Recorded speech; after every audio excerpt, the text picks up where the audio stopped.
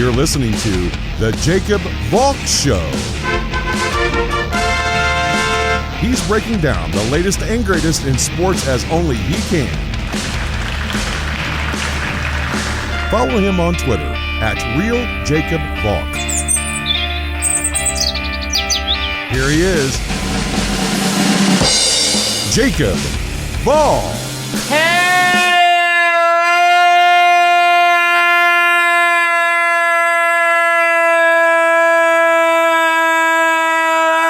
sports fans!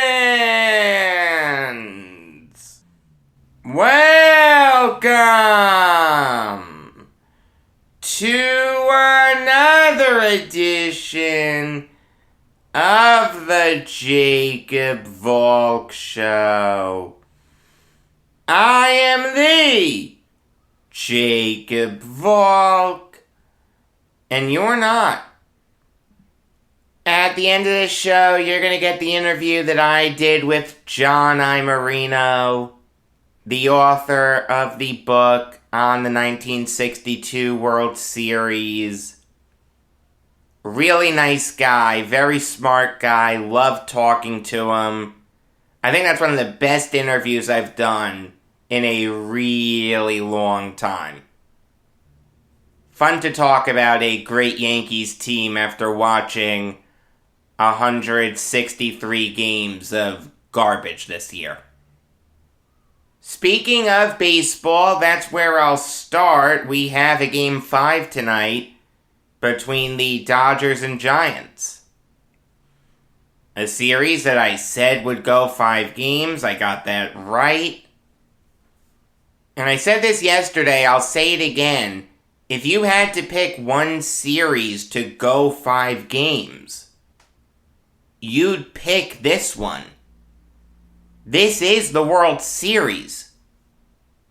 Whichever team wins tonight is winning the whole thing.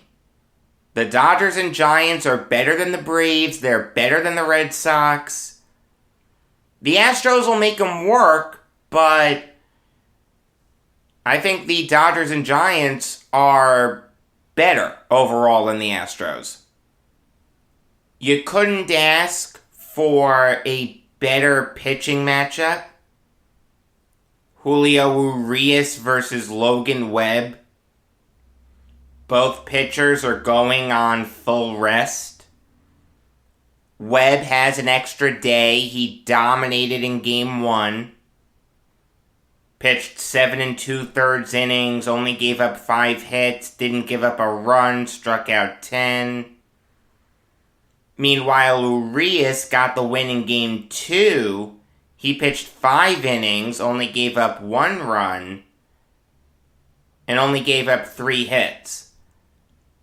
I mean, this is the pitching matchup you want for a Game 5. You've got Urias, my pick for the NL Cy Young Award, and you've got Logan Webb, who seems to be turning into one of the better young pitchers in all of baseball. And while I'm on the subject of awards, let me just say this.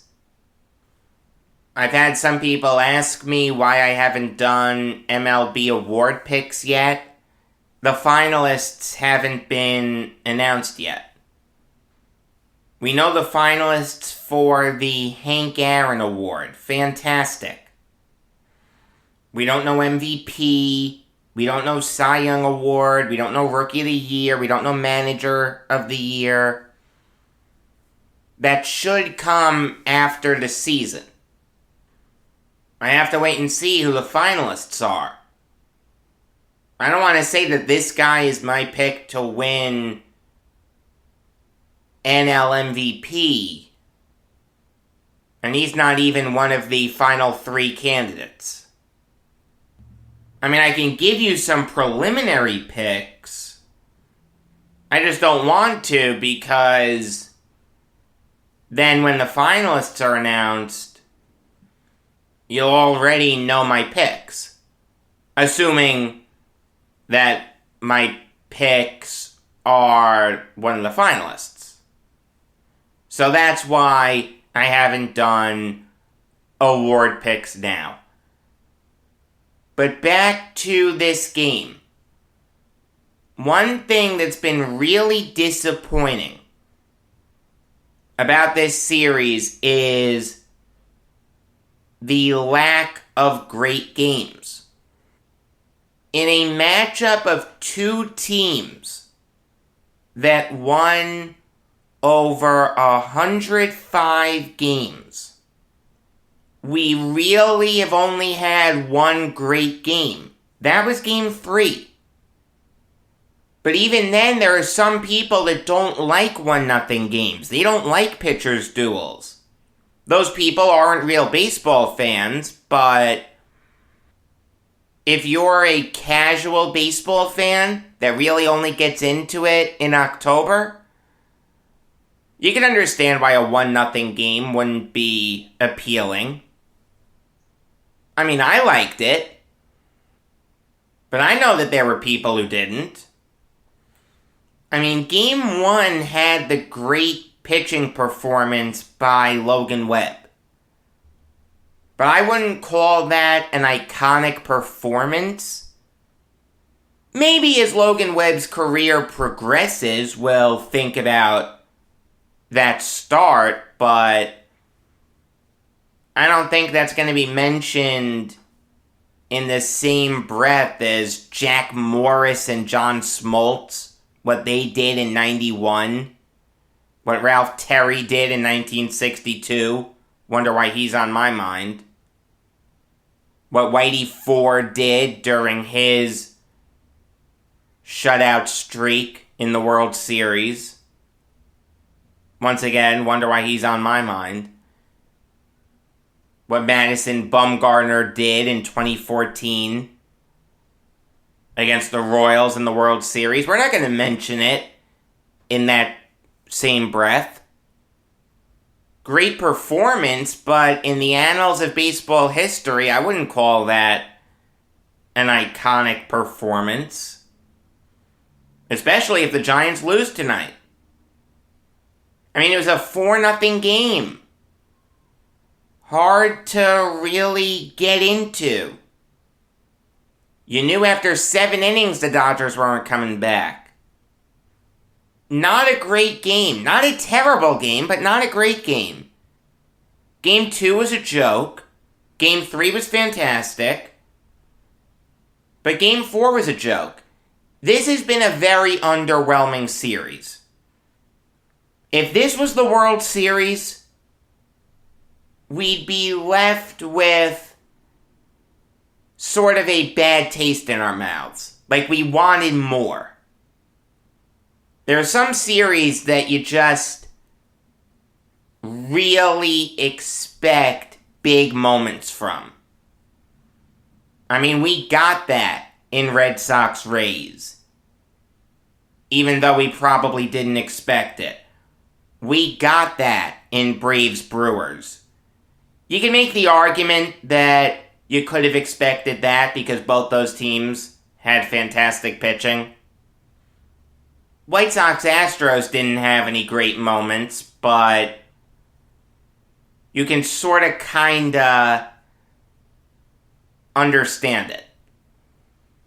This has just been a really underwhelming series. I'm hoping for a great game tonight. I think we'll get it.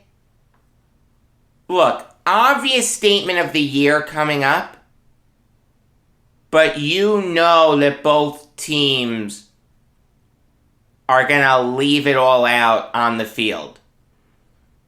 Like, you know the gears in Gabe Kapler's and Dave Roberts' heads will be spinning right after Logan Webb throws that first pitch.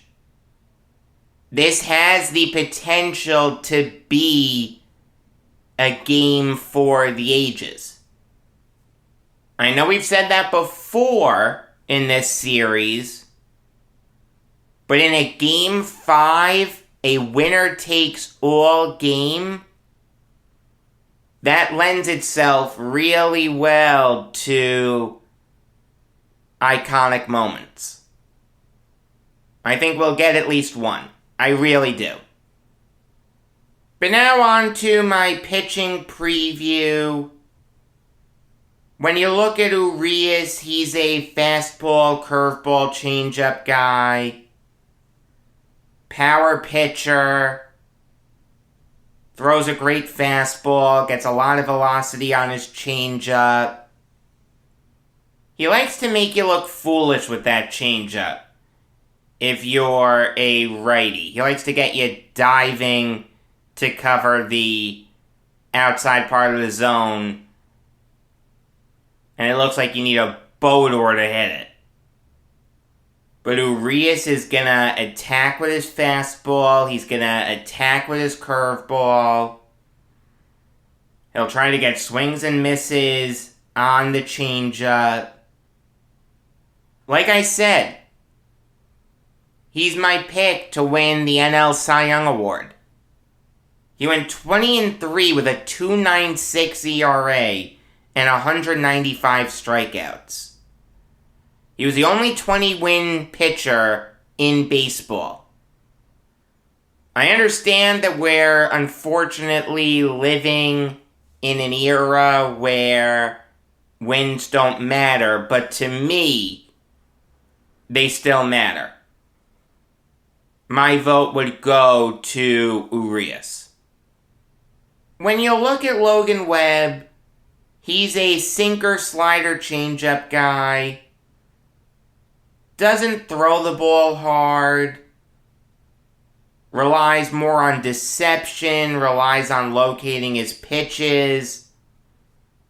He's a ground ball pitcher. He loves attacking the bottom of the zone. Sometimes he'll go high with a fastball. Very rarely a cutter. But predominantly, he's a guy who's going to try to get you to beat the ball into the ground and not let you get the ball out of the infield. The key to hitting Webb is elevating the baseball.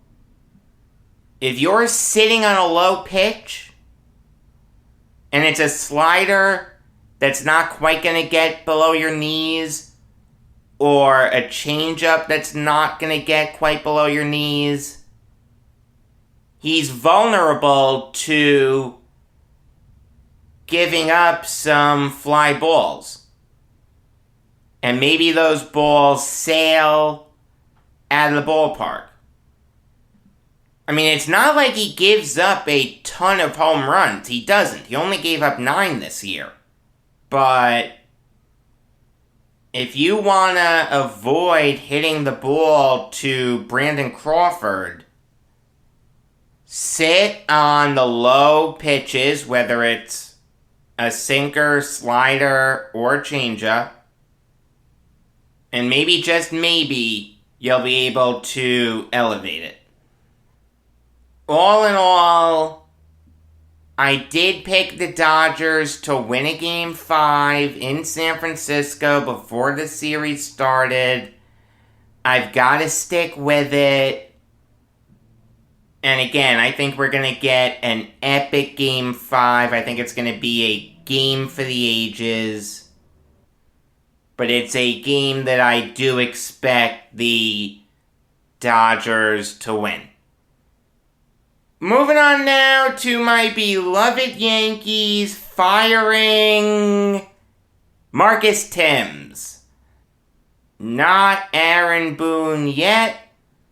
Not Brian Cashman yet. The only guy who's been fired is the hitting coach. Look, Tim's is an easy scapegoat, just like all hitting coaches are. I mean, we all know that the Yankees this year had a really bad offensive approach.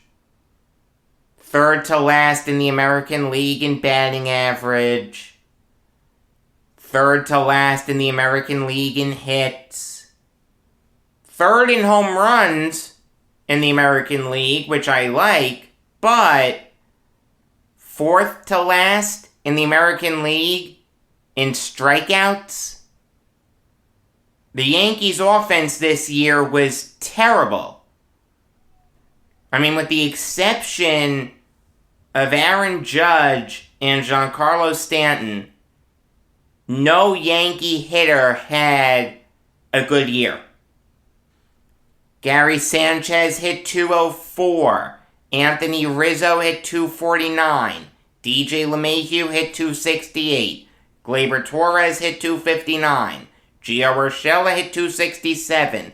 Joey Gallo hit .160. Brett Gardner hit .222. Rougned Odor hit .202. Luke Voigt hit .239. Clint Frazier hit .186. Kyle Higashioka hit .181. Aaron Hicks hit .194. You can make the argument that the hitter on the Yankees that had the third best season behind Judge and Stanton was Tyler Wade. He had .268, he had .354 on base percentage, he had 17 steals, he played in over 100 games. You can make that argument. It's a sad argument, there's no question, but it's one you can make. And actually, I just saw this. Timms isn't the only guy who's going to go. PJ Pelletier, the assistant hitting coach, is out. And Phil Nevin, the third base coach, is out. So regardless of what happens with Aaron Boone, and the jury's still out on him as to whether he's going to come back or not, Timms, Pelletier, and Nevin won't be with the Yankees next year. Look, if you're going to fire the hitting coach in the offseason, you're probably going to fire the assistant hitting coach. I don't mind PJ Pelletier being shown the door. God only knows how much input he really had, but I know that teams like to have two hitting coaches. So if you're going to fire one, you got to fire the other one.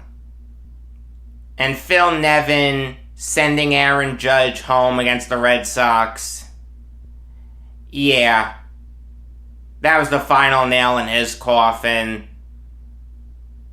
He should have booked a resume writing class right then and there. You know, it's kind of interesting. Timms will land on his feet. Timms was Yankees hitting coach from 2018 to 2021. From 18 to 20, the Yankees' offense was great. This year it fell off a cliff. And it's the right decision to get rid of Timms.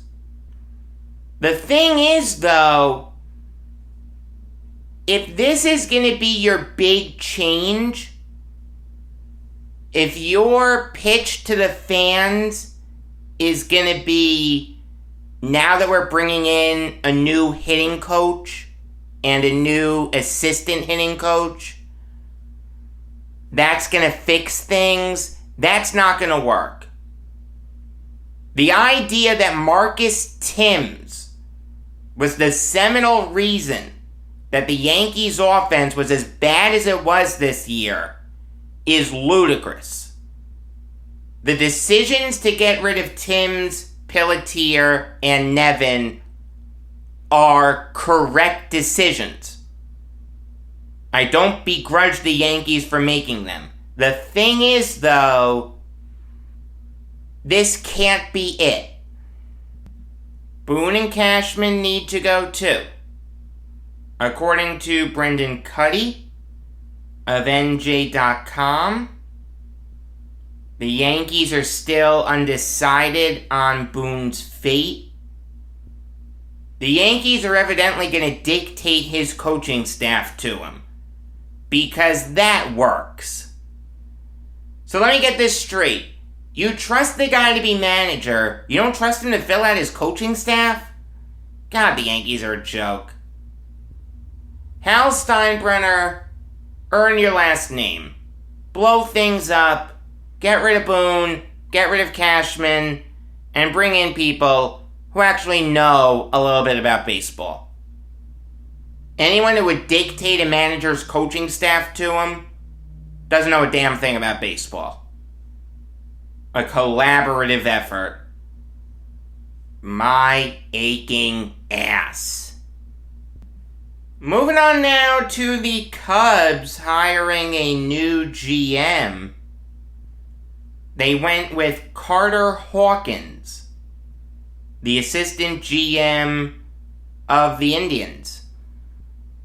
Obviously, Jed Hoyer is still going to run things as their president of baseball operations, but he'll have a new lieutenant.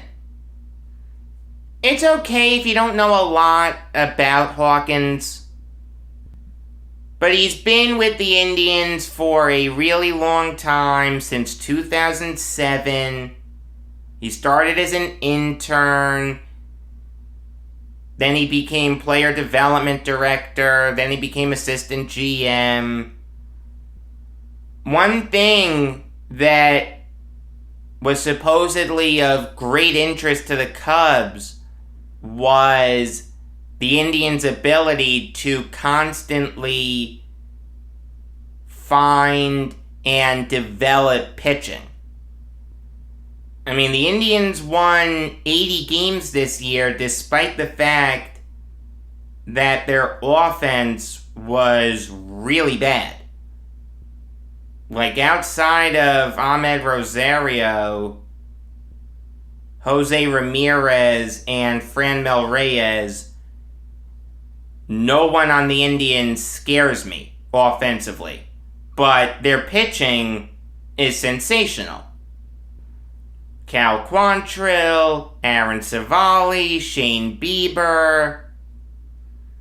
They took Trevor Stephan from the Yankees in the Rule 5 draft. He turned into a good pitcher. Emmanuel Clace had a good year. So did Brian Shaw. So did James Karinchak. So did Blake Parker. So did Nick Sandlin. Yeah, the Indians are fantastic at developing pitching. There's no question about that. And when you look at the Cubs, you see a team that doesn't have a great farm system, that doesn't have a great player development program. So it makes a ton of sense for Hoyer to bring in a player development guy to be his GM. That's going to be Hawkins' job. He's not making any of the baseball decisions. That's Hoyer. Hawkins is going to be in charge of player development. Finding these unsung guys and turning them into the second comings. That's a solid arrangement. I don't mind it. Good job by the Cubs. This move makes sense. Alright, now I'll give you some NFL Valk talk. Specifically about Buccaneers Eagles. It's time to preview it. Not a terrible Thursday night game. There have certainly been worse. I mean, you've got the defending Super Bowl champions and an Eagles team that has a quarterback in Jalen Hurts that you may want to see if you haven't seen him. Not a bad matchup. I mean, I said this yesterday. I'm going to be jumping around like crazy on the TV. The Islanders are starting their season tonight. You've got Thursday Night Football. You've got Dodgers Giants. A lot to keep track of. Look, you know who the Buccaneers are. You don't need me to insult your intelligence by going in depth on guys like Tom Brady, Leonard Fournette, Mike Evans, Chris Godwin, and Antonio Brown. you know how great those guys are. Maybe Leonard Fournette isn't great, but those other 4 guys are. Fournette, I'd probably say, is really good, not great. Instead, I want to talk to you about the Buccaneers' offensive line. By far and away, the most underrated part of this Buccaneers team. Donovan Smith, Ali Marpet, Ryan Jensen, Alex Kappa, and Tristan Wirfs comprise one of the best O-lines in the NFL. Now, Jensen is questionable for this game. He has a hip injury, but he had a full practice yesterday. It seems like he's going to play tonight. I mean, the Buccaneers' backup center is a 3rd rounder from this past draft out of Notre Dame, Robert Hainsey. I don't think he would do a bad job if he was forced to start. But again, I don't think he will be forced to start. I think Jensen is going to play. Now, one thing that deserves to be mentioned is that this Buccaneers defense is nowhere near as good as it was last year. Last year, they finished 8th in the league in terms of points against per game. They held the Chiefs to just 9 points in the Super Bowl. This year, they're 19th in the league in terms of points against per game. They've given up at least 17 points in every game. 3 games, they've given up at least 25. This is not a great Buccaneers defense. Like, Todd Bowles is just so blasted overrated. Oh my God, he shut down Patrick Mahomes. Yes, he did, but it was a very simple game plan. Okay? A high school defensive coordinator could have figured that out. The Chiefs are playing their backup tackles. So what are we going to do? We're going to rush off the edge, drop everyone else back, and we'll trust our guys to run roughshod over the Chiefs' backup offensive tackles. Yes! That's the correct game plan. There was beauty in its simplicity, but it was very simple. I mean, it's not like Bowles reinvented the wheel. I mean, in all fairness, some coaches do get a little cute. If the answer is staring them in the face, they'll throw a curveball for no discernible reason. Bowles didn't do that, give him credit, but he's not a great defensive mind. Okay, it was a very easy to put together game plan. I mean, this Buccaneers defense really isn't great. Outside of Shaq Barrett, William Golston, Carlton Davis, and Vita Vea, no one really scares me. I mean, keep in mind, Levante David is out with an ankle injury. Antoine Winfield is out with a concussion. This Buccaneers defense really isn't anywhere close to the defense that they were last year. Todd Bowles, incredibly overrated. When you look at the Eagles, obviously the first guy that you notice is Jalen Hurts. A guy who I was really skeptical of entering this season. But I've got to be fair. He hasn't looked dreadful. He hasn't looked great.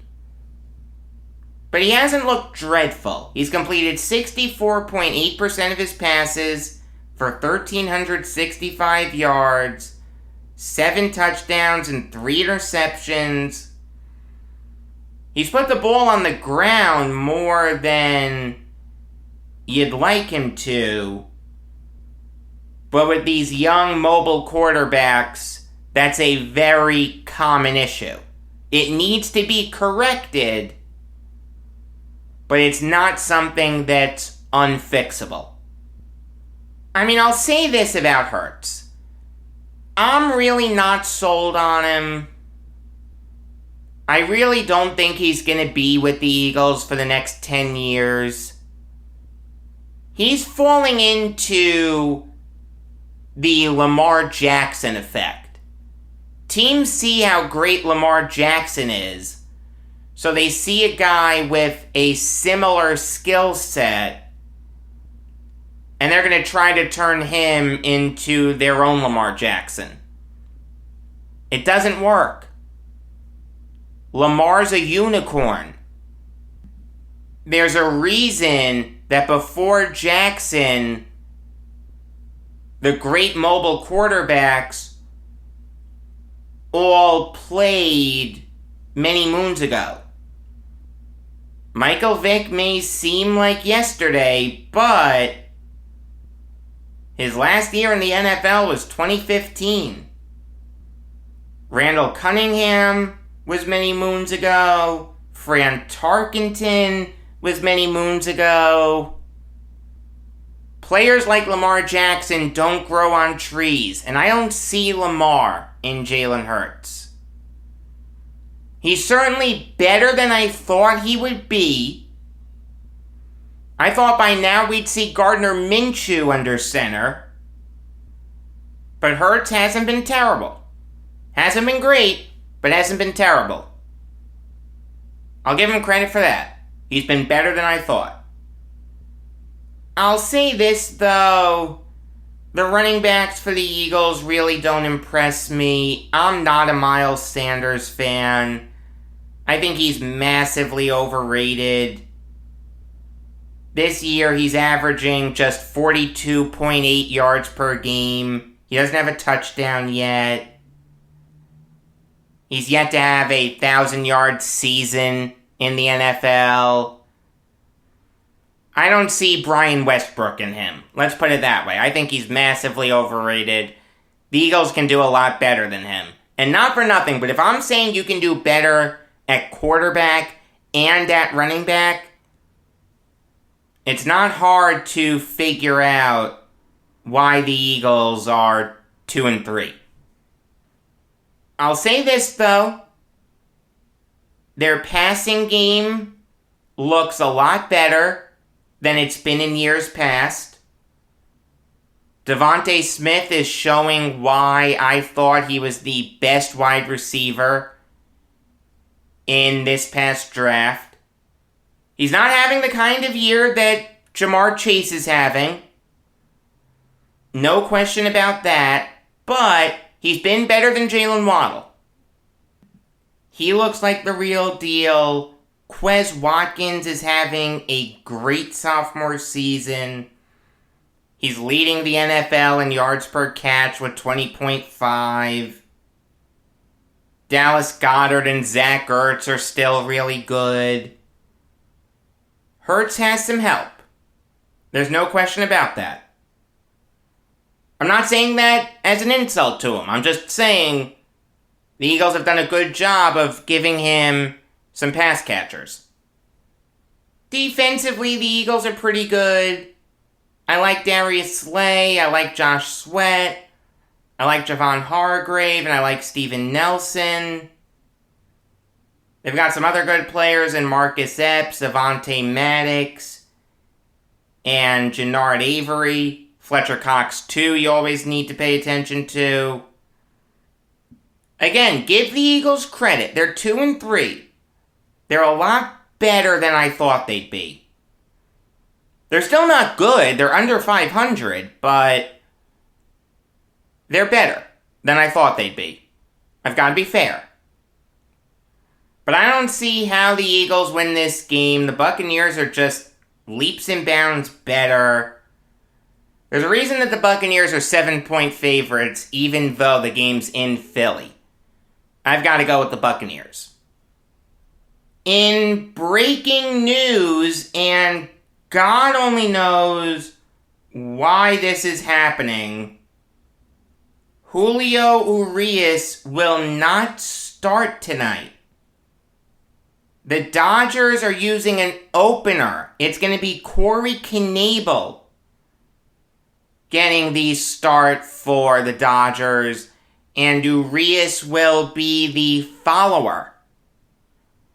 You remember when I said I'm picking the Dodgers? I'm changing that. I'm being completely serious. I'm changing my pick right now. The San Francisco Giants will win tonight. Bullpen games don't work in the playoffs. I don't care about lefty-righty, okay? Start your 20-game winner. It's not hard. Boy, I hope Knebel gets shelled tonight. Didn't you just see what happened to the Tampa Bay Rays? They try to win games with their bullpen. They lose to an inferior Red Sox team. The Yankees tried this last year in the ALDS. Davy Garcia and Jay Happ were both terrible. This isn't going to work. There's no good reason for it. Urias should be starting. I'm completely serious right now. I'm changing my pick. The San Francisco Giants will win tonight. Alright, now I'll give you some NHL Valk talk.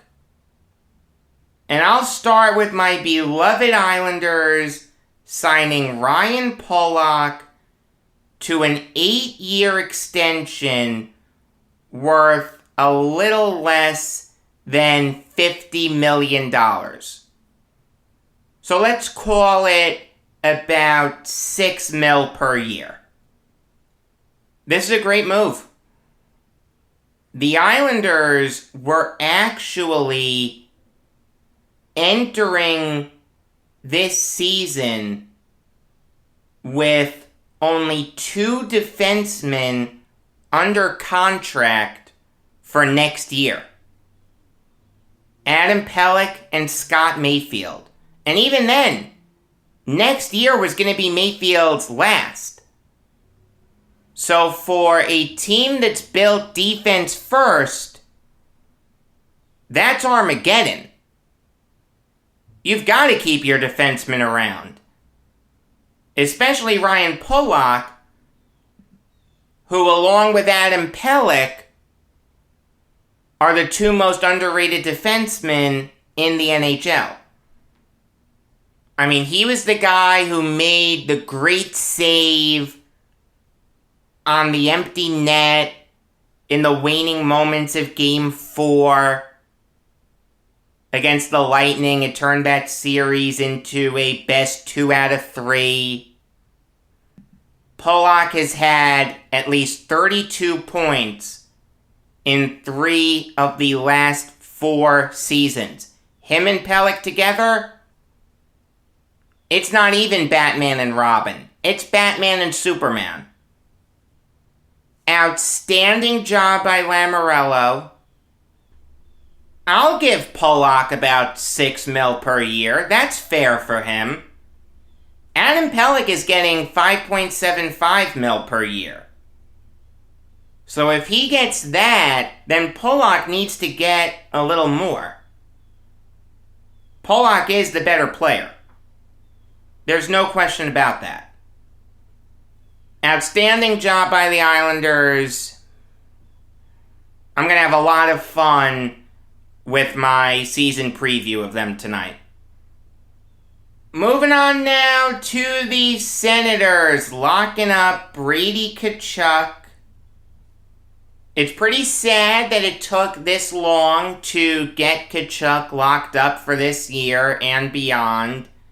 But at the end of the day, both sides came together, and Tkachuk is getting a 7-year deal worth $57.5 million.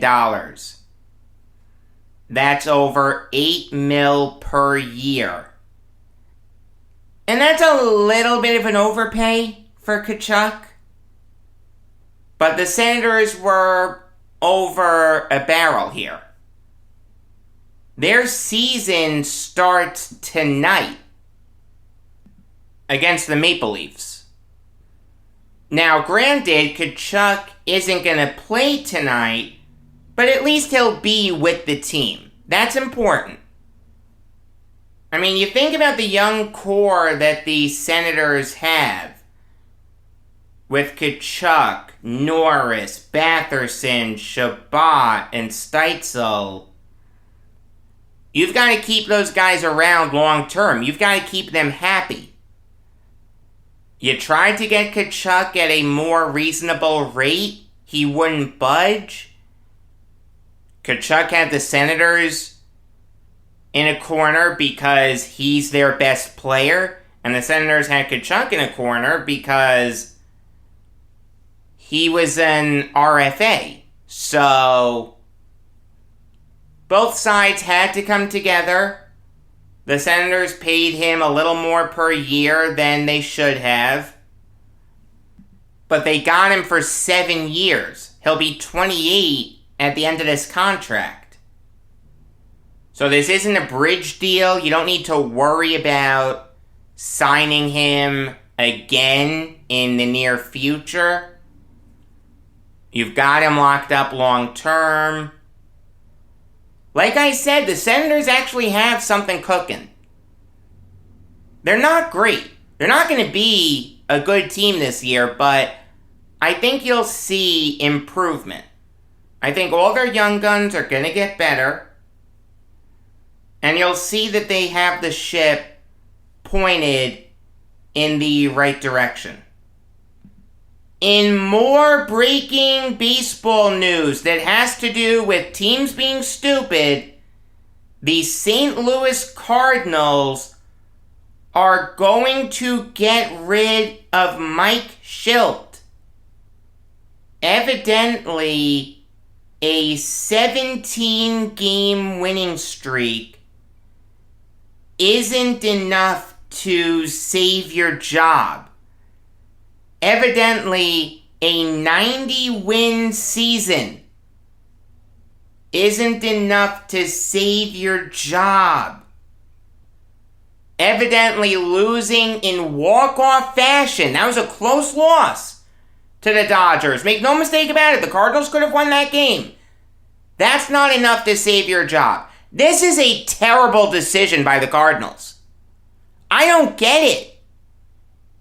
What, did he want a ton of money? Do you really think he's holding you back? He's not holding you back. Are you insane? Mike Shildt took over midway through the 2018 season. The Cardinals were 1 game over 500 at the time. They were 47-46. Shildt came in, went 41-28. He led the Cardinals to an 88-win season. They finished just 3 games behind the Rockies for the second wildcard spot. They were the best team in the National League that year to not make the playoffs. But he did enough to earn the full-time job. With Shildt as the Cardinals' full-time manager, they haven't missed the playoffs once. Okay, they got embarrassed in the NLCS in 2019. They got swept. I understand that. But they did lose to the eventual World Series winner. Like, the Cardinals were never going to win that series. I understand that losing in 7 games is a little more respectable than getting swept, but at the end of the day, the net result is the same. You're still losing. Mike Shildt is one of the best managers in baseball, or at least he was. I mean, this guy would probably get my second vote for NL Manager of the Year. The first vote goes to Kapler, the second vote goes to Schilt. The next manager of the Yankees should not be John Farrell anymore. No. I'm moving off Farrell. I'm moving off Molitor. I'm moving off George Lombard, Mark Kotsay, Joe Espada, Buck Showalter. None of those guys. Mike Schilt needs to be the next manager of the New York Yankees. It's not even a debate. Don't even interview anyone else. Fire Boone now and bring in Schilt. In fact, I'll even go as far as to say that you hire Schilt now before the Padres or Mets can, and you hire the GM later. I don't want to lose Schilt. Aaron Boone needs to go right now. Now. Enough of the waiting. Move quickly. Get one of the best baseball minds available. Hire Schilt as manager, Theo Epstein or Bill Ripken as GM, and watch the World Series come. What a boneheaded move by the Cardinals. Shades of Joe Torre. If you'll recall, Joe Torre was Cardinals manager before he got to the Yankees. He was fired midway through the 95 season. Then after the Yankees got rid of Showalter, they brought in Torre, Clueless Joe. And we all know what happened then. I mean, it worked out for the Cardinals too, because they got Tony La Russa. But unless they're going to go with a guy like Farrell or Molitor, there's no way this works. What a disastrous move by the Cardinals, and what a coup for the Yankees. There was a really sad death in the baseball world last night. And it's a death that was probably expected, but that doesn't make it any less sad. That, of course, is the death of Ray Fosse, who died yesterday at the age of 74 after a 16-year battle with cancer. If you'll recall, in early August, he stepped away from calling athletics games because he needed to focus on his cancer treatment. Whenever something like that happens, you know that things are taking a turn for the worse. You were holding out hope, but it was always an uphill battle. You think about the great catchers of the 1970s. Guys like Thurman Munson, Carlton Fisk, and Johnny Bench. Ray Fosse could have been mentioned in the same breath as those guys, if not for one of the flukiest injuries in sports history. And this wasn't even his fault. It's not like he was stifling a sneeze, or gardening, or playing Guitar Hero, or punching a wall. No, he got hurt through no fault of his own. And that's what ruined a very promising career. Now, it took Fosse a while to become a regular in the majors. He came up with the Cleveland Indians. The Indians had a catcher by the name of Duke Sims, who was a power-hitting catcher. Solid player. Had a cup of coffee with the Yankees, actually. but he was nothing great.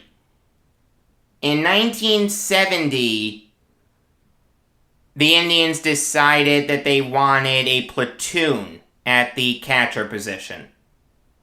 So the righty Fosse would play against lefties, and the lefty Sims would play against righties.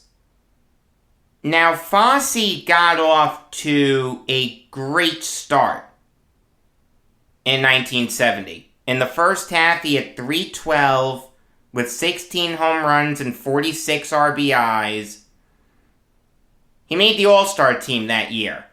The 1970 All-Star game was a fantastic All-Star game. Down 4-1, entering the bottom of the ninth, the National League came storming back to tie the game at 4. The game went into extra innings. In the bottom of the 12th, with 2 men out, Pete Rose hit a single off Clyde Wright.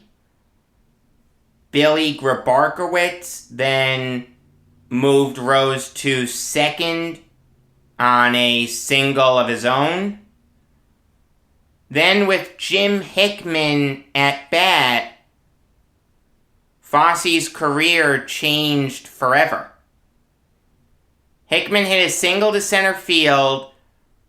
Rose rounded third as Fosse went to catch the throw from Amos Otis. Rose barreled into him. I mean, I'm talking a hit that would leave NFL linebackers jealous. Now, Rose scored. The National League won the game, but it set Fosse on a trajectory that would result in the end of a promising career.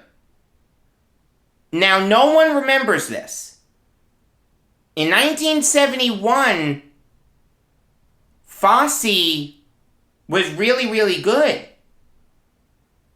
He had .276 with 12 home runs and 62 RBIs. He made the All-Star team for a second straight year.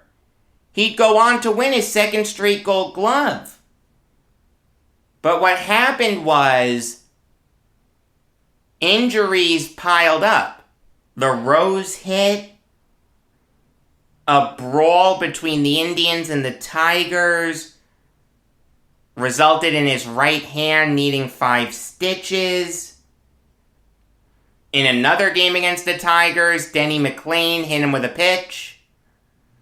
Fosse tore a ligament in his left hand.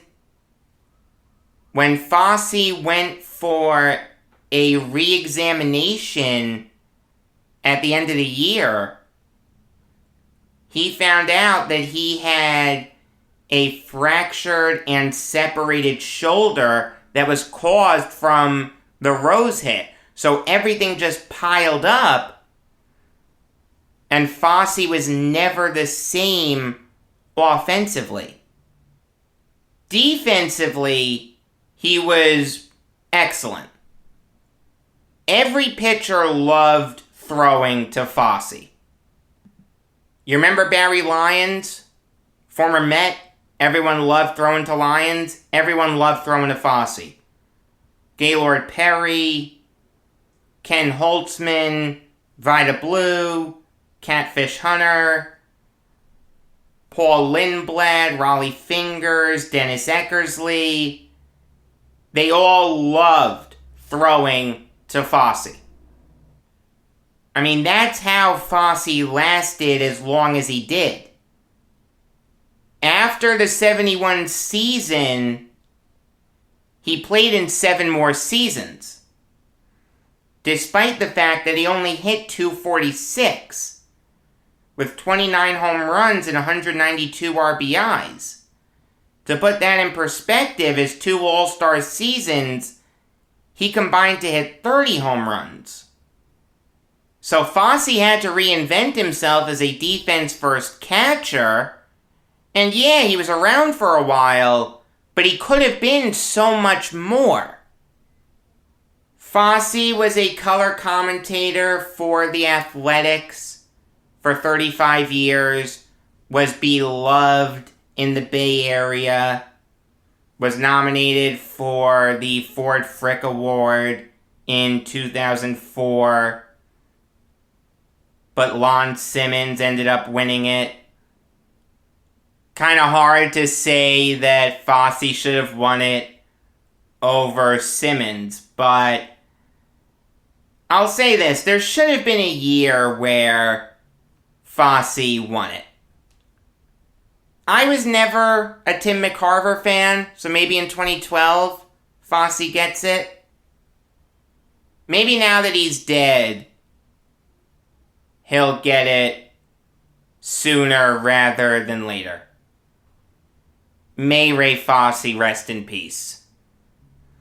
Alright, here's my interview with John Iamarino. You're listening to the Jacob Valk Show. I am Jacob Valk, and I'm fortunate enough to be joined by John Iamarino, the author of 7 Games in 62. The Yankees and Giants square off in a classic World Series. John, how are you? I'm doing well today, Jacob. How are you? I'm doing good. It's nice to reminisce about a great Yankees team after seeing this team get destroyed by the Red Sox. Well, if you're a Yankee fan or a fan of any other team for that matter, the losses throughout history, I think, are just almost as stinging as those of today. I mean, if you're a Yankee fan, it still pains you to read about the Pirates beating the Yankees on Mazeroski's homer in 1960, or Tell of me course, about it. The 2001 finish with Rivera on the mound. Those are hard to take if you're a Yankee fan, or as I said, a fan of any other team. History matters, and it was fun putting the combination of baseball and history together to put the book together. Right.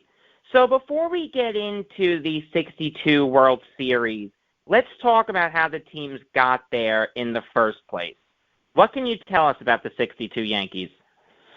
Well, they were a team that was starting to get a little bit long in the tooth, but clearly were the class of the American League. They had won the pennant in 1960 pretty easily. Did the same thing in 61. Of course, that was the year with Mantle and Maris hitting all the home runs.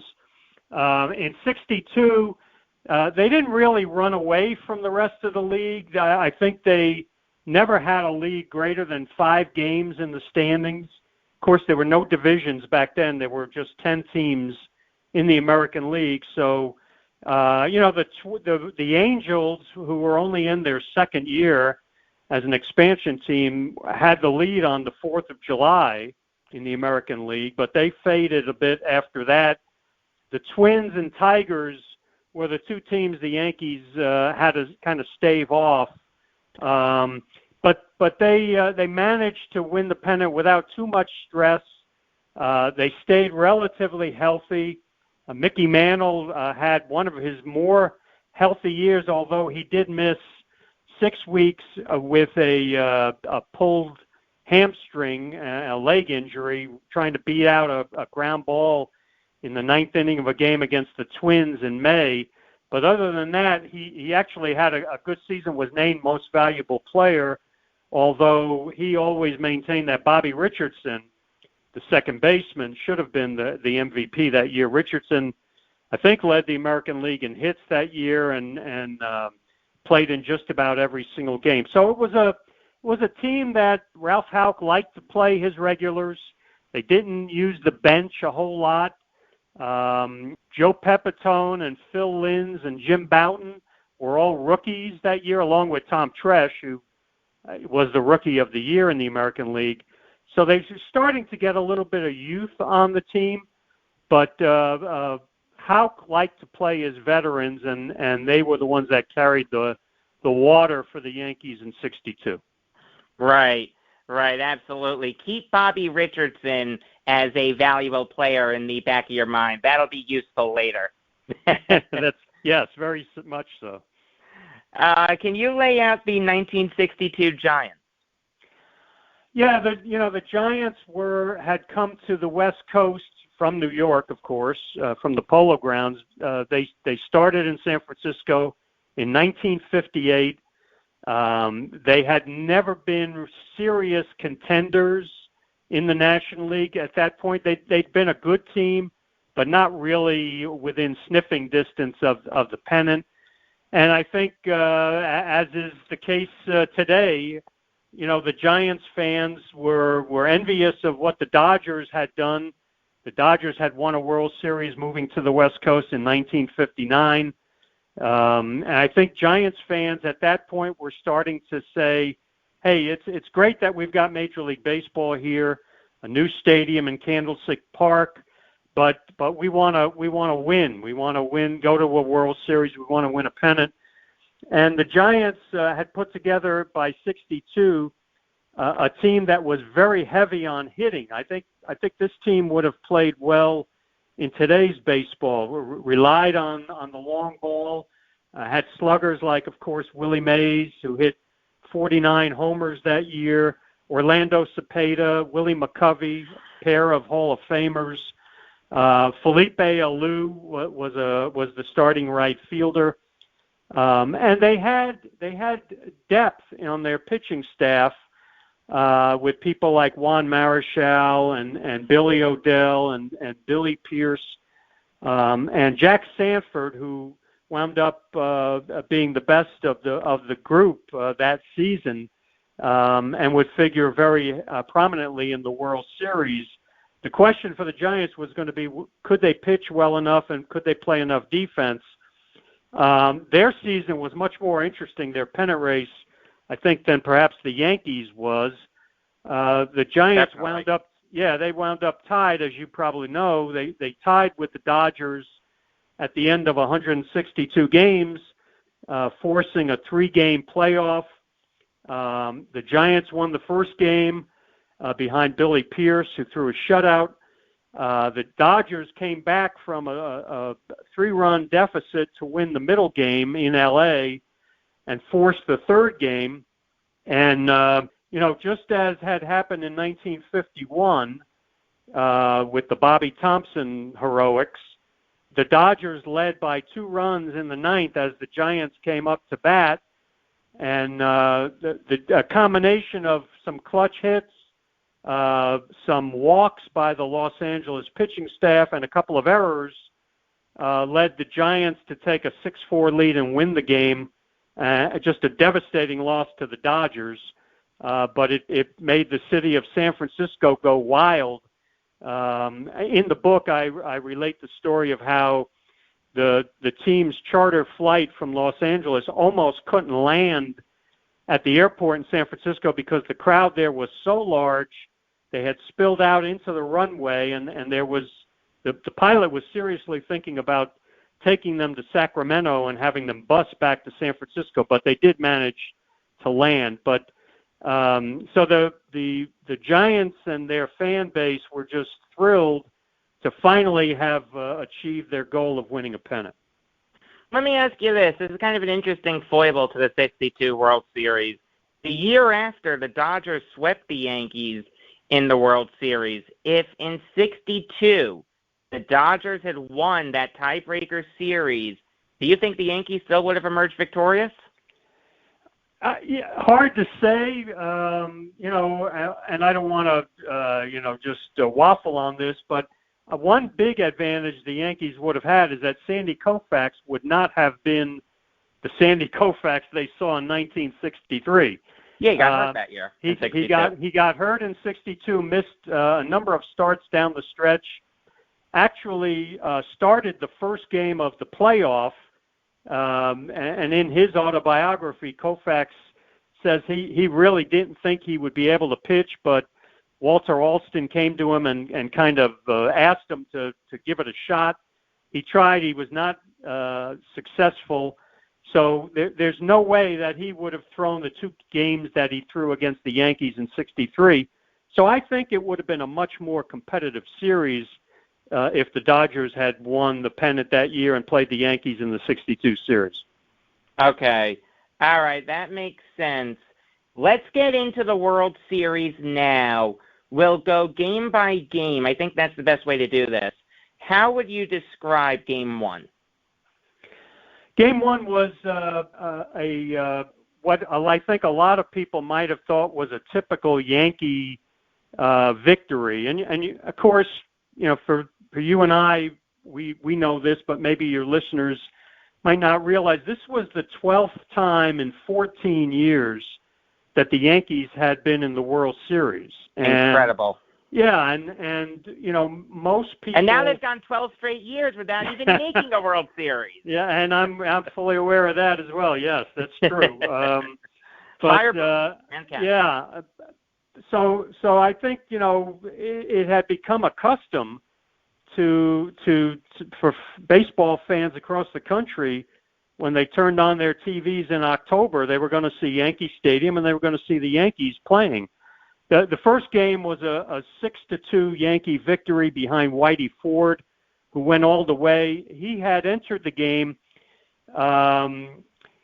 right behind Babe Ruth, I think tied with Babe Ruth for a record of the most consecutive scoreless innings in World Series play. And after shutting out the Giants in the first inning, he passed Ruth's record, and then the Giants scored a run on him to tie the game at 1-1, I think, in the second inning on a bunt by Jose Pagan, the shortstop. But after that, Ford settled down. The Yanks had gotten 2 in the first, but the Giants tied it. The big blow in Game 1 was a 7th inning home run by Clete Boyer, the Yanks' third baseman, who broke a 2-2 tie, and that turned out to be the winning run. They added on after that, but Ford went all the way and beat Billy O'Dell, who was another left-hander who the Yankees were well aware of. He had pitched for Baltimore for many years, and so they had a line on him. But one of the things that's interesting that I touch on in the book is that the difference between baseball in 1962 and baseball today, and one of those differences is just so stark, and that is, starting with Game 1, 6 of the 7 winning pitchers threw complete games. There was only, right? I didn't realize that. Yeah, there was only 1 save recorded in the entire World Series, and only 1 starting pitcher who won. Well, actually, he didn't win. The starting pitcher didn't win, but there was only 1 victory by either team in which the starting pitcher didn't throw a complete game. And, of course, the complete game is almost obsolete in today's baseball. Yeah, I was going to say, no one knows what a complete game is anymore. No. You brought up the fact that the Yankees were familiar with Billy O'Dell. You're 100% right. They were also familiar with the guy who relieved O'Dell, Don Larson. People forget that. Don Larson was a Giant in 1962. How's that for irony? Yeah, that's right. And when we get to Game 4, that'll become more prominent. But right. He actually did a very good job in the San Francisco bullpen that year. They had picked him up in a trade with the White Sox, the same trade in which they picked up Billy Pierce. So it turned out to be excellent trade for the Giants. But, yeah, Larson was very effective in the World Series against the Yankees. No question about that. Talking to John Iamarino, the author of 7 Games in '62, the Yankees and Giants square off in a classic World Series. So what can you tell us about Game 2? Game 2 really was all about Jack Sanford, the Giants right-hander who had begun his career. He spent, I think, 8 or 9 years in the minor leagues. Just the typical, blue-collar, workhorse-type pitcher who's determined to make it to the major leagues. And then when he finally did with the Phillies, in the late 50s, wound up having one tremendous year where I think he led the National League in ERA. The Giants were impressed because the Phillies were not a good ball club in the late 50s. Giants picked up Sanford, and he became, the kind of pitcher who throws a lot of innings for you. He had a brilliant game in Game 2. He threw a shutout. Giants got a run in the first when the big play was Chuck Hiller hit a fly ball to right field that Roger Maris thought he had around his shoe tops, but he kicked the ball loose when he took a stride, and the ball came free. Hiller got a double and then scored later in the inning. This was in the first inning. And then later in the game, Willie McCovey hit a very long home run off Ralph Terry, the Yankee starter. And those were the only runs in the game. A funny anecdote that I mentioned in the book, one of the San Francisco writers after the game asked Terry if he'd seen a longer home run recently. And, of course, Terry was playing with Maris and Mantle, so Terry said, if you think that was a good shot, but if you think that was something, wait till you see Mantle hit one. And, of course, Mantle did not hit one in that series. His next home run wouldn't come for 6 months, and when it did, it was in Kansas City. Right. Yeah, Mantle had a bad series in '62. He only hit 120. And Maris had a bad series, too. He had 174. A lot of the Yankee hitters had bad series. And the Yankees as a whole in that series hit 199, and they still won. Isn't that incredible? It really is, and it remains a record for a winning team in a 7-game World Series, the lowest batting average by a team that won the series. The only thing that saved them was their pitching staff, and that the Giants hitters, guys like, Mays only drove in 1 run in the entire series. McCovey hit 200. Orlando Cepeda hit 158 and repeatedly failed to deliver with runners on base, and was actually benched for a game by Alvin Dark, his manager, because he just wasn't producing. Right. So now let's get to Game 3. Can you lay that out? Game 3 was a 0-0 game through 7 innings. When the Yankees came to bat in the bottom of the 8th, it was still scoreless. It was a great pitching duel between Bill Stafford, a young right-hander for the Yankees, whose career was really cut short by injuries, and Billy Pierce, who I mentioned before. Him and Mel Stottlemyre together would have made those late 60s Yankees a lot better. Well, really there's no doubt about that. It's a shame that Stottlemyre never got, other than 64, he never got to pitch, for the Yankee teams of the 70s who had some success in the World Series. But two players in Yankees history have been born in the wrong time. Mel Stottlemyre was born too late, and Don Mattingly was born too early. Right. That's exactly right. You're right. See, believe it or not, I actually know a little bit about the Yankees. You know a lot. I'm very impressed. Stafford was opposed by Pierce. As I said, the game is scoreless in the bottom of the 8th.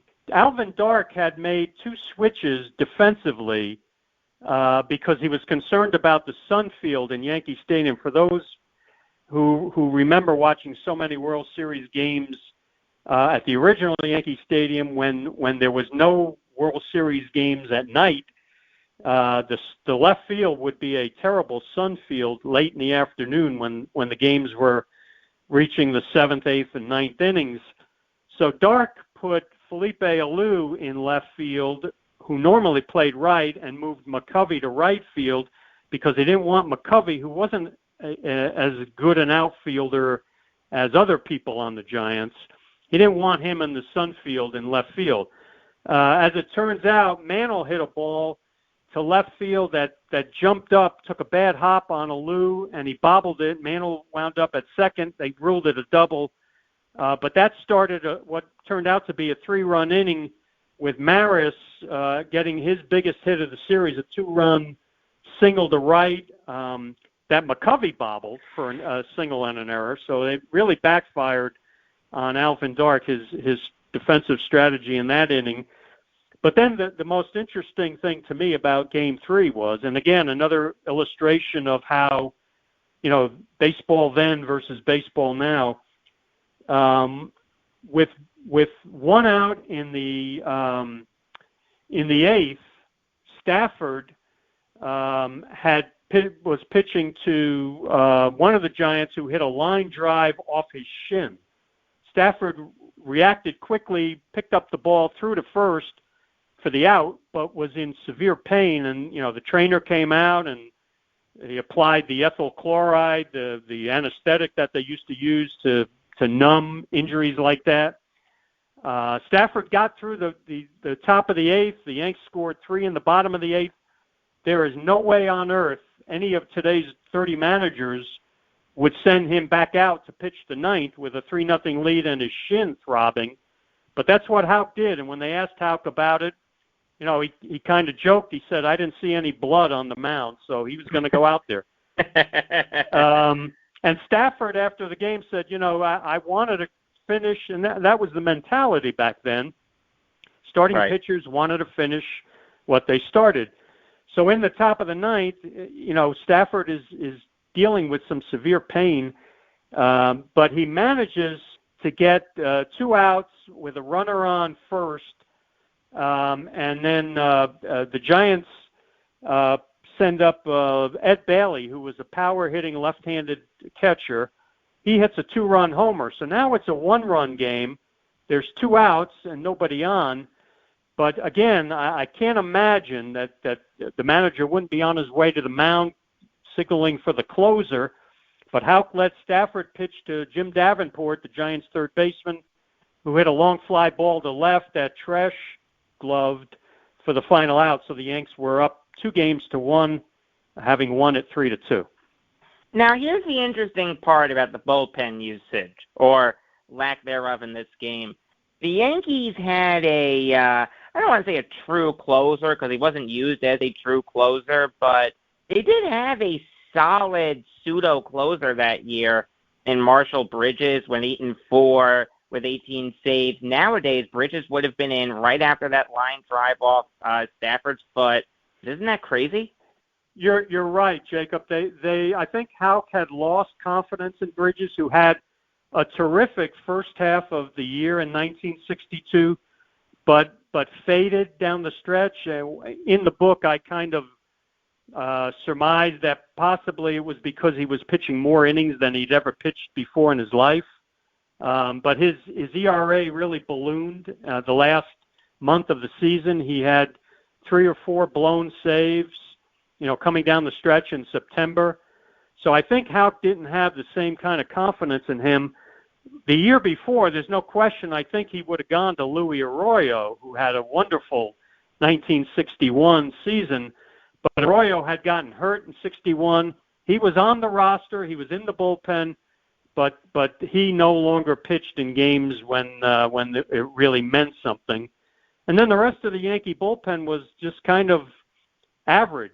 Jim Coates was a right-hander who could give you some innings, but not really a strikeout pitcher. Bud Daly was a soft-throwing left-hander who actually had a fairly good season in 1962.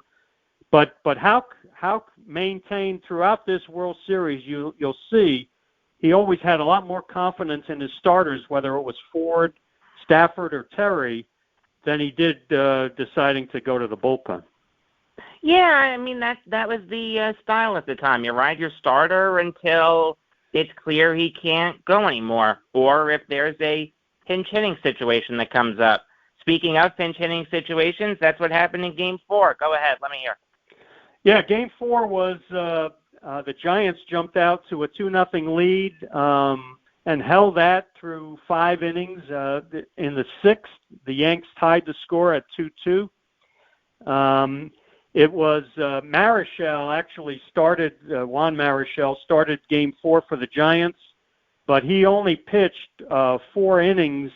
He was in a bunt situation and took a pitch off his right index finger. And so it became swollen and throbbing, and he had to leave So the Giants went to their bullpen, which also was a little bit tricky. Alvin Dark, I think, kind of was of the same accord as Ralph Houck. He would prefer to go with his starters than his bullpen, but he brought in Bob Bolin, who, threw a scoreless inning in the fifth, but then gave up 2 runs in the sixth. And so with the game tied at 2-2, in the seventh, Whitey Ford, starts to get into some difficulty. And then the Yanks go with Jim Coates, and he gets into trouble. There's runners on. The Giants have the top of their order coming up. Marshall Bridges is called on to face Chuck Hiller with the bases loaded and 1 out. Chuck Hiller is a relatively light-hitting second baseman for the Giants this season. He's a young player, only his second full season with the Giants. And Bridges is a lefty. Hiller is a left-handed hitter. Bridges gets the count to 1-1, throws a fastball inside, wanted it to go more inside, but it kind of leaks out over the plate. And Hiller gets all of it and knocks it into the short right field fence, over the fence, of course, at Yankee Stadium, which turned out to be the first Grand Slam home run in National League play in the World Series. So, the fans, there was an enormous reaction. And I talk about this in the book. One of the writers said, it seemed like there were as many Giants fans as Yankee fans, and when Hiller hit the home run, the Grand Slam, there was a loud roar. And I that's something I've noticed in looking at old films of old Yankee World Series from the 40s, 50s, and even the early 60s. It always seems like even when the other team is scoring runs, there are fans up there waving their arms and cheering. And I honestly think that the Yankees' home field advantage at Yankee Stadium that younger fans are so aware of, it did not really exist until maybe 1976, right. when the Yanks, then started having the success with the Reggie Jackson, Thurman Munson teams. But before that, there would be a sizable number of fans rooting for the National League team, whether it was the Pirates or the Reds or the Cardinals or whoever. And when Hiller hit his Grand Slam to give the Giants a 4-run lead now in the eighth, you can see, you heard it, according to the writer, you'd heard the crowd yelling almost as if it was a home game for the Giants. So the rest of the game really was Billy O'Dell coming in to lock it down. But Don Larson got credit for the victory in that game. Right. And Billy O'Dell got the save. So yeah, that's right. Yeah. One thing about the lack of a home field advantage, I'm glad you brought that up. This is important to mention. A lot of the old Giants fans and the old Dodgers fans, when their teams moved west, they did not become Yankees fans. They hated the Yankees. It wasn't until the Mets came into vogue that they rooted for a baseball team. But even from the time that there was no baseball team in New York except the Yankees, those fans would not root for the Bombers. They would root heavily against them. Would you agree with that? Oh, absolutely. I completely agree with that. And of course, this was the first time that the Giants were playing meaningful games in New York, other than the games they had played earlier in the season against the Mets. But the first time the Giants had played really big games in New York since they had left in '57. So there's no question that a lot of the tickets for the '62 World Series in New York went to former Giants fans who still followed Mays and all the rest of them. No question about that. Talking to John Iamarino, the author of 7 Games in '62, the Yankees and Giants square off in a classic World Series. So what can you tell us about Game 5? Game 5, Alvin Dark would say afterwards, he said, that's the worst game we've played in quite a while. The Giants This was Sanford against Terry for the second time. Sanford had shut out the Yanks in Game 2, and Terry was the loser in that game, but had pitched well. But in this game, the Yankees scored their 2 runs in 2 different innings, one on a wild pitch and one on a pass ball. They did not hit Sanford hard at all until the game was tied at 2-2, and they came up in the bottom of the 8th. Another pattern that you're probably picking up on, these games were mostly, the 7 games, almost all of them went right down to the wire in terms of being up in the air in the 7th, 8th, or 9th innings. It was a very competitive World Series, which leads me to the premise that I talk about in the book. I don't know why this series doesn't get more attention than it does, because Can I tell you why? I have some theories, but go ahead, you tell me. Yeah, my theory is it was right after 61, the iconic season with the home run race and Maris hitting the 61st home run off Tracy Stallard. And also, after that, the Yankees didn't win another World Series until 77. So you've got like a long time period until the Yankees are relevant again. 62 gets lost in the shuffle because of that, in my opinion. What are your thoughts on that? I think that's exactly right. I think that's one of the factors. I do think, you say lost in the shuffle. I absolutely agree that by this time, by 1962, there was a serious set of Yankee fatigue setting in with some baseball fans across the country, with writers, with members of the media. I mean, from 1949 to 1964, so that's 15 years. The Yankees only missed the World Series 2 years. 54, when they won 103 games, the Indians were just the better team. In 59, they fell off a cliff. That was the beginning of the end for Casey Stengel. But right. 13 of 15 years, the Yankees were in the World Series. Isn't that incredible? It is. It's something we'll probably never see again. The whole sport is different. The whole makeup of how the season is constructed is different. But yeah, so I think part of it was fatigue. I think Yankee fatigue. I think there were a number of people that had hoped the Dodgers would have won the playoff and would have rather have seen a Yankee-Dodger World Series, which of course they got the next year. Right. I do think too that the fact that so many of the games were pitchers' duels also contributed to the fact that it just hasn't gotten much attention. Mays had a bad series. Mantle had a horrendous series. None of the big guns hit. Maris, Cepeda, McCovey.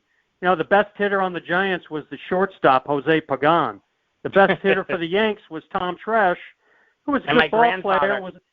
And my grandfather hated Tom Tresh. He used to call him Tommy Trash. He couldn't stand Tresh. Yeah, well, if the Yankees didn't have Tresh in 62, they would not have won that World Series because he was their best offensive threat. I never said my grandfather was right to dislike Tresh. I'm just telling you an interesting anecdote.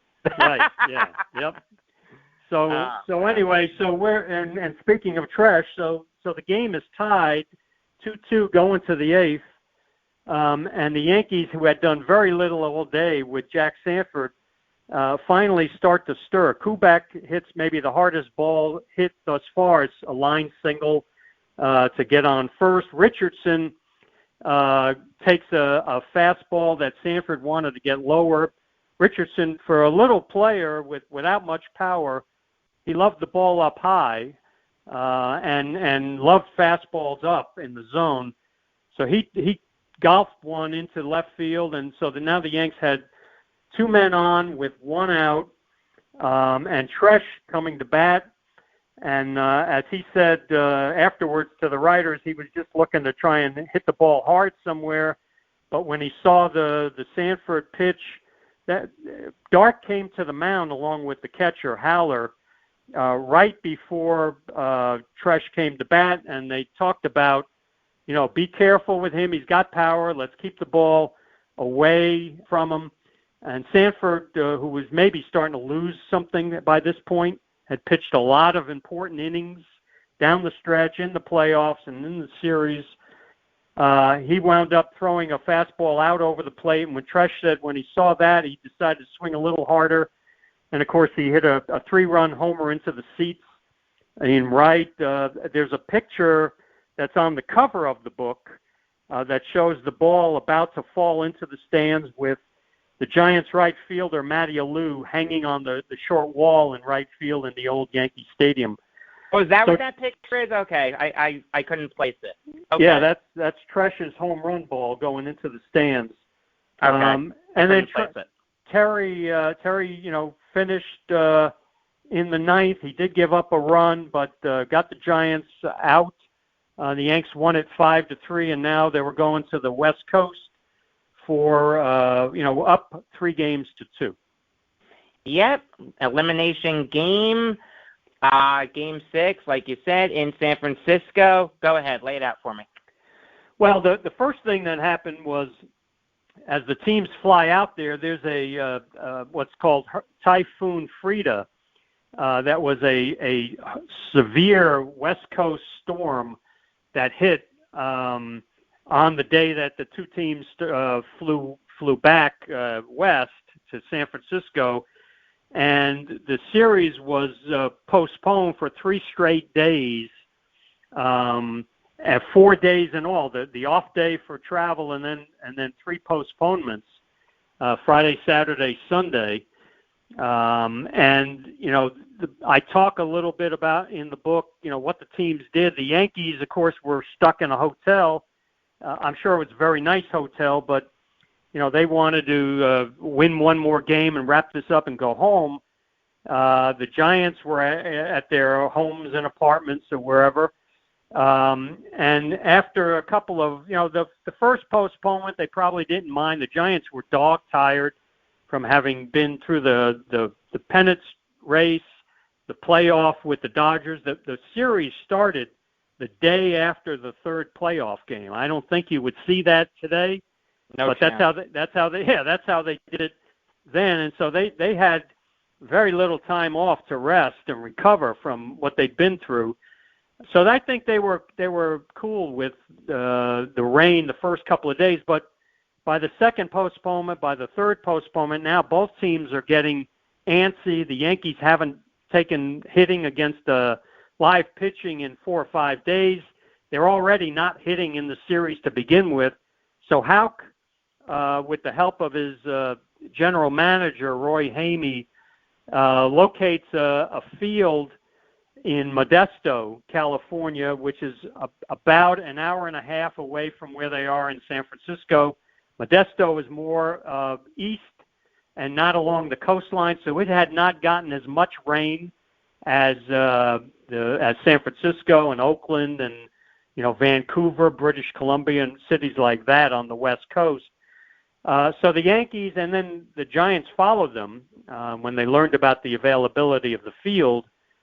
So the Yankees spent 90 minutes taking hitting practice and infield and throwing just to get loose at a field in Modesto that seated about 3,500 fans. And they say that at some point in the day there were at least 10,000 people there. They called it Modesto's World Series, because the Yanks were there first, and then the Giants followed right after they left. So by the time Modesto's World Series, I like that. Modesto's World Series, yeah. So by the time the rain finally got out of there and the sun had dried up the field to make it at least playable, the infield was. Did it? I'm sorry to cut you off, but go ahead. Did it rain for 3 straight days, or did it rain for like 2 days, and they needed a third day to get the field in working order? Well, it was a matter of heavy rain on Thursday and Friday. It still rained lightly on Saturday morning. By Saturday afternoon, the rain had stopped, but the field was just unplayable. They had not mowed the field, cut the grass in 5 or 6 days, and so they were concerned about that. But the groundskeeper did an extraordinary job. He managed to get out there and mow the grass on Saturday afternoon. But Sunday morning, when the commissioner, Ford Frick at the time, walked the field in the morning. The groundskeeper, Matty Schwab, his name was, said, I just think we need another 24 hours or it's going to be a problem. The ball's not going to bounce hard in the outfield. So they postponed it another day. So it was a combination of very heavy rain for about 2.5 days, and then, a matter of letting the field dry out. As a matter of fact, there are several famous stories about the 62 series, one of which was the Giants hired 2 helicopters to come in and hover over the outfield on that Sunday to dry up the field. Yes, absolutely brilliant. In the early World Series, I talk about in the book 1911, which also had 4 or 5 rainout postponements. They literally covered the infield with gasoline and set it on fire to dry the infield. Oh, that I didn't know. Yeah, man. And that obviously you can imagine how that would play with conservationists today. Yeah, I was going to say California and intentionally setting fires. I don't think that works. By the time they started playing, the field was still wet in the outfield, but they were not going to delay it any longer. The sun was out. They were dying to play baseball after 4 straight days without anything. And again, the story was in Game 6 really was Orlando Cepeda finally broke out. He drove in 2 runs, had a couple of hits. He'd done almost nothing in the series and would again have a bad day at the plate in Game 7. But he was one of the heroes of Game 6 along with Pierce, who went all the way to beat the Yankees 5-2. One of the Yankee runs was a homer by Maris, the only one he hit in the series. Between them, Mays, Mantle, and Maris, who had combined for, let me do the math real quick, 82 home runs in 1962. They hit 1 homer with the 3 of them after hitting 82 during the season. Don't you just love postseason baseball? Yeah, well, pitching beats hitting is what they always say. Yeah. So now the series is tied 3-3. And then, for Game 7, Valk had already said he was going to go with Terry. Dark was going to go with Sanford. I really think, even as a Yankee fan looking back, the Yankees were the ones that were more fortunate in having the long delay because of the rain. Because if the games had been played on schedule with no postponements, if Valk wanted to go with Ralph Terry in Game 7, he was going to have to pitch on 2 days rest, which he hadn't done all year, which, Bob Gibson did it, and as you probably know, in 64 and beat the Yankees in the 7th game. Yeah. Stottlemyre started on 2 days rest and didn't do very well at all. He got you don't know what Terry would have done. But the Giants, Sanford would not have pitched Game 7, but it would have been Billy O'Dell, who had pitched well in the series and knew how to beat the Yankees. So my own opinion is the Yankees benefited more from the long delay with the rain than the Giants. But Game 7 was the quintessential, pitchers duel, with both pitchers throwing, to their spots, and Sanford appeared to be a little bit less of a pinpoint control pitcher as we got to the middle innings of Game 7. If you look on YouTube, you can find the radio play-by-play for Game 7, which I listened to and charted, for the book. And the announcers, who were George Kell, was the play-by-play announcer, and Joe Garagiola was the analyst. But they talk about Sanford not appearing quite as sharp as the game got into the middle innings. And the big inning, the only inning in which a run was scored, was the 5th when the Yankees came to bat. Skowron got a base hit. Boyer got a base hit. With 1 out, Terry is up at the plate, so he's probably not going to bunt with 1 out, and Sanford walks him. Actually, I take that back. There's nobody out at this point. So Terry draws a walk from Sanford on 4 pitches, I think it was, and the bases are loaded with nobody out in a scoreless game in the top of the 5th. And so here's one of the questions that I think would just light up social media today if this game was played in these days. Do you play the infield back and play for the double play and yield the run? Or do you bring the infield in, possibly cut off the run, but also maybe open yourself up to a big inning? Dark had confidence in his hitters, even though they weren't doing anything at this point with Terry. So he played the infield back up the middle. Pagan, the shortstop, and Hiller, the second baseman, were in double play depth. At third base, Davenport was in on the grass, so he'd have come home. And I think Cepeda at first was in the same position. He would have come home on a hard ground ball.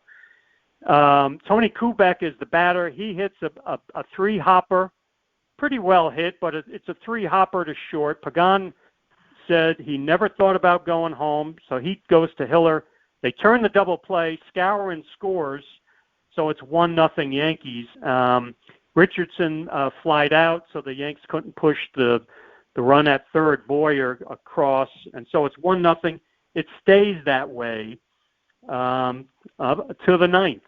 And actually, in the 8th, the Yanks had, again, loaded the bases with nobody out, and you think, if you're a Yankee fan, I'm sure at the time, hey, we could get a couple of additional runs, make it a lot easier for Terry. But Odell, who came in to pitch, got Maris to hit a sharp ground ball to Hiller, who threw home to get the force play. So with the bases loaded and 1 out, Elston Howard hit into a double play, and that was it for the Yankees in that inning. So they didn't score, so it's still a 1-0 game. So in the 9th, Terry goes out there again. He's pitching a great game. He's only in the upper 80s, I think, in terms of pitch count. And the only reason I know the pitch count is I charted the game off the radio because they just didn't keep pitch counts very often back in the early 60s. You'd never read about that. No one paid any attention to it. No. So anyway, Dark sends Matty Alou up to pinch hit to start off the inning. He bunts down the first base line, beats it out, and so now there's a runner on first with nobody out, the tying run. His brother, Felipe, comes up, tries to bunt, fouls it off, and Dark, who later would say Felipe Alou is one of the worst bunters on the team, says, we're not going to bunt. He asks him to swing away. Terry strikes him out. Hiller comes up, and he also, after a good at-bat, he fouled off a number of pitches, but he strikes out. So now there's a runner on first, 2 out. The Yanks are 1 out away from a championship, but the batter is Mays, who hasn't done a whole lot in the series, but, of course, he's always dangerous. Terry does not want to throw him anything on the inside half. Even though the wind is blowing hard from left field, you don't want Willie Mays putting one up there that might win the game. So he keeps it on the outside part of the zone. Mays goes with the pitch and hits a shot down the right field line, inside the foul line. And as I mentioned in the book, this is the question that probably plagues Giants fans to this day. Mays is going to get extra bases. Alou is running on contact because there's 2 out.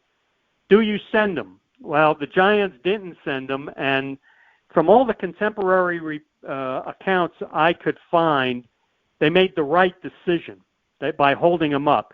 The ball, normally, I think the ball would have gone into the right field corner, rattled up against the fence, and maybe Alou tries to score. But Maris, who was always a good defensive outfielder, never got a lot of credit for it. He cut the ball off before it could get to the fence. Part of that was because the outfield's wet, right, because of all the rain, and so the ball doesn't roll as fast. He cuts it off. He throws a perfect cutoff throw to Richardson, who fires home to Howard. And most people, Howard, Houck, Dark, even Matty Alou himself, the runner, said he thought I'd have been out if he'd have tried it. So they hold him up. 2014, why didn't Rusty Kuntz send the runner home? Bumgarner's pitching a gem.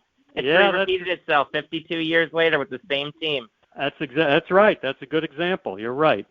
The third base coach was a guy named Whitey Lockman, who had been a Giants player on the 51 team, the Thompson home run team that beat the Dodgers in the playoff. Good player.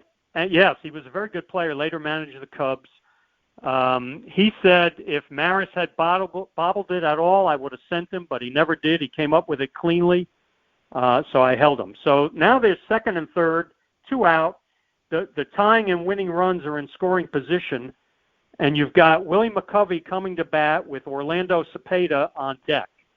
And Houck goes to the mound, and Howard joins them out there with Terry. And, it's another question that would have, sent Twitter, agog. Do you want to pitch to McCovey with first base open, or do you, right-hander against the left-hander McCovey, or do you want to walk him put the bases loaded and pitch to Cepeda? Or does Houck go to the bullpen? Now, I don't think that was ever an option the way Houck managed. He was going to go right down to the last out with Terry, I think. And Terry later said, he really didn't like the idea of walking McCovey to load the bases where he'd have very little wiggle room in how he had to pitch to Cepeda. He said he had pitched to McCovey a lot more than he'd thrown to Cepeda. He hadn't faced Cepeda in the previous in his start in Game 5. Cepeda was held out of the lineup that day. And so Terry, for whatever the reason, just felt more comfortable pitching to McCovey. And so, Houck goes back to the dugout. They decide they're going to go after McCovey. Terry decides he wants to throw something off speed, so he throws kind of a curveball, half slider on the inside part of the plate. McCovey gets wood on it and hits a high fly ball to right, and the crowd starts to go crazy. You can hear it on the radio broadcast, but the wind picks it up, carries it into foul territory behind the Yankee bullpen, which is down the line, in front of the foul pole. So it's just a long strike. So after that, though, 2 things happen. Terry decides, I'm not going to worry about going to spots with McCovey. I'm more interested, I think, in just throwing my hardest fastball and see what he can do with it and not worry about where I'm going to put it. That's number one. Number 2 is Richardson, after seeing McCovey pull the ball, Richardson takes 2 steps toward first base in his position at second base, thinking, McCovey's going to get ahead of this pitch. Ralph might be losing it a little bit. More likely McCovey's going to pull the ball. I'll take a couple steps over to my left. So the 0-1 pitch, Terry throws a fastball on the inner half. McCovey just scorches it. He hit it with a lot of topspin. He hits a line drive toward where Richardson is now positioned. Richardson takes 1 crossover step and gloves it head high with 2 hands. And the force of the shot, the momentum, kind of made him bring the ball down, still securely in his glove, but almost to the ground. Because the ball was sinking. He hit it with a lot of topspin. And that was the 3rd out. And, Richardson, in his autobiography, which I quote him discussing the line drive McCovey hit, Richardson said, I've read so many accounts that it was an amazing, spectacular, leaping catch. He said it was none of those. He said the ball was hit almost right to me. I had to take 1 step. He said, I didn't have time to do anything else. If I had had to leap for it, the ball would have been past me. He hit it that hard. And McCovey, who had to deal with, what might have been and the regrets and, the media asking him what you think. McCovey said, I knew I hit it good.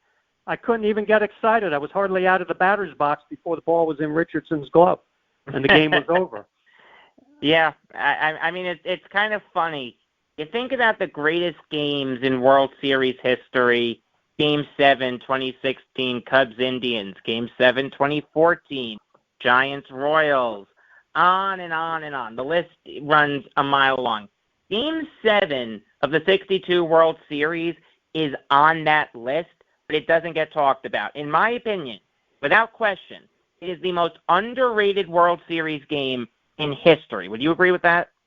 I would, and that was really one of the overriding factors that led me to say, I want to do some research on this and put it together in the form of a book and find out why.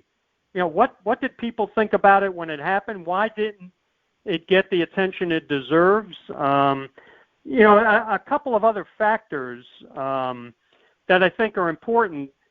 There was a lot going on in the United States at the time that may have distracted casual sports fans from paying attention to the World Series. Part of it was the 4 days delay with the rain, but you had civil rights issues in Mississippi with James Meredith trying to become the first African American to attend the University of Mississippi. You had a space shot, which young people today have no idea how people were glued to televisions when the United States would send an astronaut into space. And Walter Schirra did 6 orbits of the Earth during the World Series, and that just captivated a lot of people. And then I think more important than either of those two factors, within a week of the series ending in San Francisco, the Cuban Missile Crisis began. And, nobody was thinking about the World Series at that point because they were concerned that, we might be looking at a nuclear war with Russia. So I would agree with you. Game 7 was as good a dramatic game as you'd want to see. And interestingly enough, it was the first time since 1926 that a Game 7 included what the Society for American Baseball Research, SABR, what they call a golden pitch. A golden pitch being one that's thrown in the 7th game of a World Series in which, depending on the outcome of the pitch, either team can win the World Series. Obviously, if McCovey had hit a base hit in the alley, the Giants would have won the series, and him hitting a line drive to Richardson, the Yankees win it. But Terry wound up throwing, I think, a dozen golden pitches, and it was the first time anybody had thrown one since, I'll ask you, do you know who threw the last golden pitch before 1962? Oh, God. The hint was 1926. Oh, was that the Ruth caught stealing? Yes. Okay. All right. I wouldn't have gotten it without 26, but okay. It's the Ruth caught stealing. Pete Alexander was on the mound. Exactly. That's exactly right. Okay. Yep. That just came to me. Yeah. Okay. Very good. The inverse of 62. 62, 26. That's right. So anyway, that's that, and then the aftermath. The Giants, San Francisco was all set to throw one of the biggest parades probably since the end of World War II that they'd have had out there, and they had to cancel all those plans, of course. The Yankees, in their situation, another World Series win, no parade. As a matter of fact, most of the team winds up showing up at the airport at JFK, which at the time was called Idlewild Airport. They show up early in the morning around 6 a.m. after the flight. There's like nobody there, it's just completely a different scene than you would have had if the Giants had managed to win. Yeah, no question about that. All right, John, you're the best. Thank you so much for your time. Thank you, Jacob. I enjoyed it. So did I. That was John Iamarino. His book is 7 Games in 62. The Yankees and Giants square off in a classic World Series. Thanks for listening. Here comes the outro. Thanks for the plug, Jacob from the past. It does mean a lot. My New York Islanders season preview will come your way tonight. Regular episodes of The Jacob Valk Show come your way every weekday afternoon. Until next time, I'm Jacob Valk, and always remember, if you disagree with me, you're wrong.